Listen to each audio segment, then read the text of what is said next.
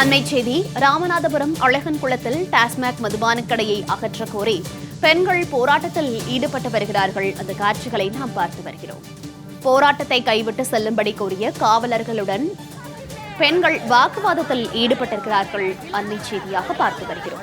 மேலும் வாக்குவாதத்தில் ஈடுபட்ட பெண்களை தரவென இழுத்துச் சென்று காவல்துறையினர் அட்டூழியத்தில் ஈடுபடக்கூடிய அந்த காட்சிகளையும் பார்த்து வருகிறோம்.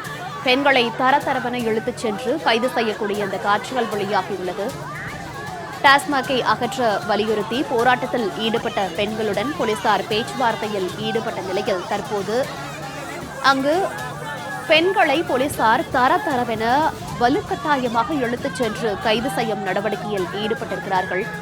விவரங்களோடு ராமநாதபுரத்திலிருந்து செய்தியாளர் ரகு இணைப்பில் இருக்கிறார். ரகு, வணக்கம். ராமநாதபுரத்தில் டாஸ்மாக் கடையை அகற்ற வலியுறுத்தி பெண்கள் போராட்டத்தில் ஈடுபட்டிருக்கிறார்கள். போராட்டத்தில் ஈடுபடக்கூடிய பெண்களை போலீசார் தரவென இழுத்துச் சென்று குண்டுகட்டாக கைது செய்யக்கூடிய அந்த காட்சிகளையும் நாம் பார்த்து வருகிறோம். இந்த சம்பவம் தொடர்பான முழு விவரங்கள்.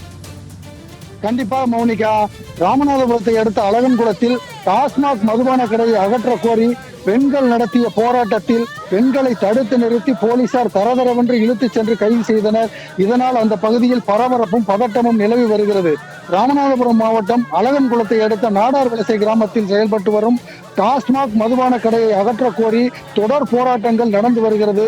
இன்று அந்த போராட்டத்தின் உச்சகட்டமாக அழகன்குளம் நாடார் வலசை டாஸ்மாக் மதுபான கடையை முற்றுகையிட்டு பெண்கள் போராட்டம் நடத்துவதற்காக வந்து கோரிக்கை முழக்கங்களை எழுப்பிக் கொண்டிருந்தனர். அவர்களை கலைந்து போக சொல்லி போலீசார் வற்புறுத்தினர்.